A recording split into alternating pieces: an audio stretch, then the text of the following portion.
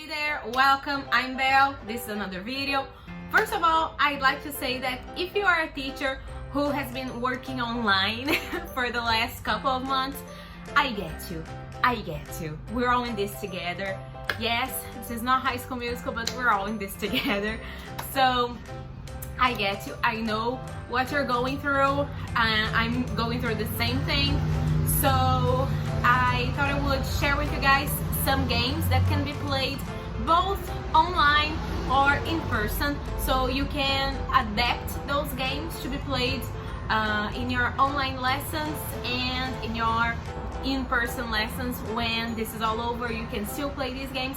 I'm not sure how I'm gonna name this video, so yeah, 3 versatile games, 3 games that can be played both in person or online. I don't know, I'll figure this out.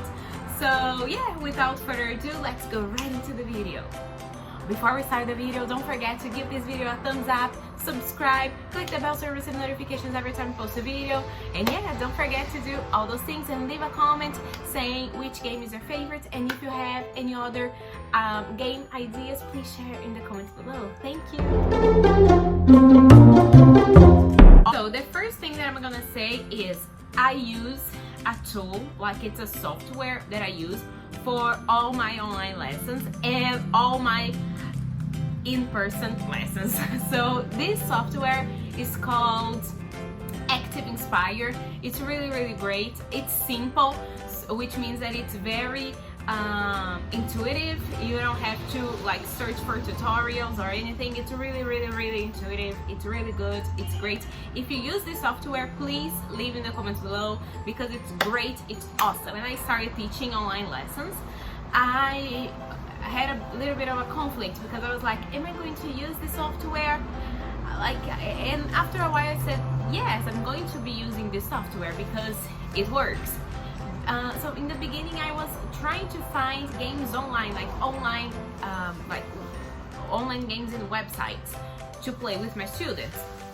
And then I realized that I can create these games in this software and it's not time consuming at all. I know when you are a teacher, especially working in a new way, like online, you can find a lot of, you can find yourself preparing a lesson for like 3, 4, 5 hours. I know, I've been there. We've all been there. So I like to use this software. This is not an ad, by the way. I really genuinely use this software to prepare my lessons. So Active Inspire, hit a sister app. I generally use this software to prepare my lessons and my games. So some games that I like to use with this tool is memory games. So you can cut and paste some pictures online, put on the board, on the software board page, and you can cover them up with some blocks, and then you can just play memory game with your students.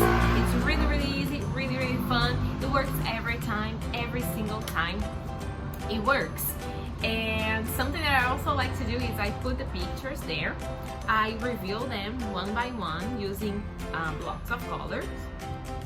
I reveal them and then I ask them to repeat, and then I ask them to close their eyes, and while they have their eyes closed, I cover one up and I say open your eyes, and they have to tell me which picture is missing, which picture is covered, basically. So it's really nice, it's really fun. It's a simple memory game. It's really nice, really fun, really simple. Yeah, here on my channel, I guess if you've been here for a while, you know that I give you guys just very simple ideas. I'm a simple girl, so a simple teacher, so this is just a simple way to have a little bit of fun in your lessons. And also this game can be played with kids from like 4 to 12. So this is something that I play with a variety of ages. So yeah, this is my game number 1. So game number 2 is called Uh-Oh. So it's really nice. I'm not sure if I have already talked about this game, so yeah, I don't know. Bear with me. How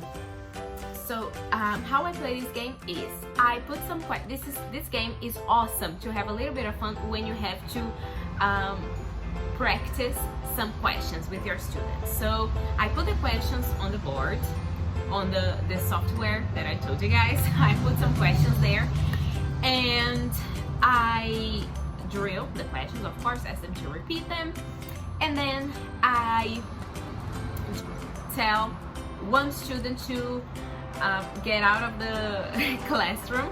If this is in person, the student waits a little bit outside, and if this is online, I ask them to leave the classroom, the online class, for 5 seconds. I tell them, okay, so leave the classroom, count to 5, and then you come back. So while they're outside, I say, okay, the person who is going to say oh is, and then I say the name of a person, a random student that I choose. And then the other person, the student who was outside, comes back in, and this student who was outside has to ask them these questions.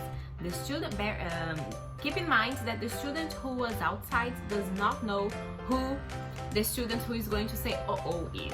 So he has to ask them questions. And they have to answer the question. So they're going to ask the questions. When they ask the questions to the students that I chose before, that I said, okay, this student's the one who's going to say oh. When the student was outside who does not know who the student who was chosen is, it's a little bit complicated to explain, but I guarantee it works. So when the student was outside asks the student who I chose previously to say oh, the student doesn't answer the question. The student just says oh, and if this is in person, they change places, and the student who ends up standing up goes outside. If this is online, I ask them to type a word in the chat box. So they type a word. For example, if these are questions about their last holidays, I ask them to type holiday. If they are questions about family, I ask them to type family. So I ask them to type, and the student who types first leaves the classroom. So he's the one who is going to ask questions. So just a little recap, because I thought I explained it kind of poorly. So yeah, one student goes outside. While the student is outside, we choose another student to answer oh. The student who was outside, who doesn't know who the student we chose is, comes back, asks the question. When the student asks the question to the student we chose before to say oh, the student says oh, and they type the word, or they change places if this is in person. I hope that was clear. I know that it's a little bit confusing to picture in your mind, but it works all the time, and it's really simple. Once you try it, it's just really simple. I guarantee it is. It works all the time. It works even with teenagers. It really worked. It's one of my favorite games ever. It's really good. I absolutely love it. Yeah, so let's go to the third game, Silly Billy. I absolutely love Silly Billy. I've always loved Silly Billy. It's really good. And again, I use the software that I told you guys about. It's called Active Inspire. Not sponsored whatsoever. I wish it was. So yeah, the third game is called Silly Billy. If you've played Silly Billy, you already know what I'm about to explain, but if you haven't, stay tuned, because I'm going to explain how it works.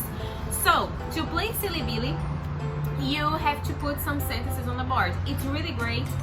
It's like really great if you're working with affirmatives and negatives.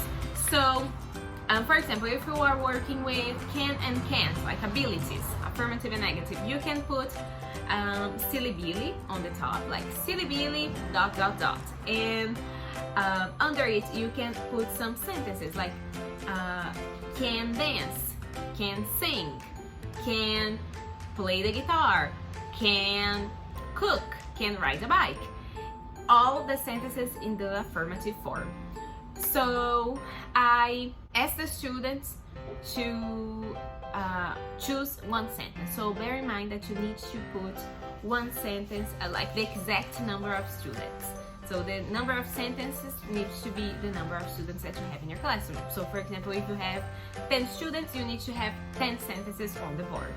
So for example, Marianne, John, Claire, Rose, so you put their names there next to the sentences. So you have the sentences, so the first sentence, can swim, Silly Billy on top, Silly Billy, ... can swim. So Claire chose that sentence, so you put Claire next to the sentence. So the thing is, I tell them, Silly Billy is a crazy boy because Silly Billy changes his mind very fast. So Claire, can you start? So Claire starts. If Claire's sentence was, Silly Billy can swim, Claire says that sentence in the negative form. So for example, I ask Claire to start. Claire, you start. Claire says, Silly Billy can't swim. Silly Billy can ride a bike. So John has Silly Billy can ride a bike. So John says, no, Silly Billy can't ride a bike. Silly Billy can play the guitar. Rose has Silly Billy can play the guitar. So Rose says, no, Silly Billy can't play the guitar. Silly Billy can dance. So that's the way it goes. So the student who has the sentence says the sentence in the negative form and chooses the sentence of another person to repeat.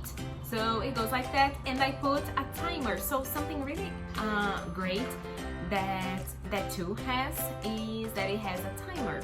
So you can put a timer. I usually put 30 seconds, and when it stops, that person has to do something, like to say something funny, to sing a song, to do a little dance. So that person has to do something funny because that person is Silly Billy. Say, okay, so now you are Silly Billy, so Silly Billy dance, or Silly Billy sing a song.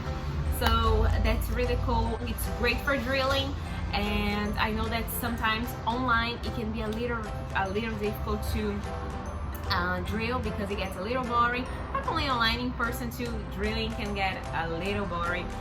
So it's a good way to do that and have a little bit of fun. And they start saying the sentences really quick, so they don't end up as Silly Billy. So yeah, these are the 3 games. So we have memory game, and Silly Billy. I hope I explained them well. So leave in the comments below if you have any questions about those, if you didn't understand. So tell me in the comments below and I can explain a little bit better there. So thank you guys so much for watching the video. Please don't forget to give this video a thumbs up, give the channel a little bit of love, and subscribe. And I see you next week for a brand new video. Bye!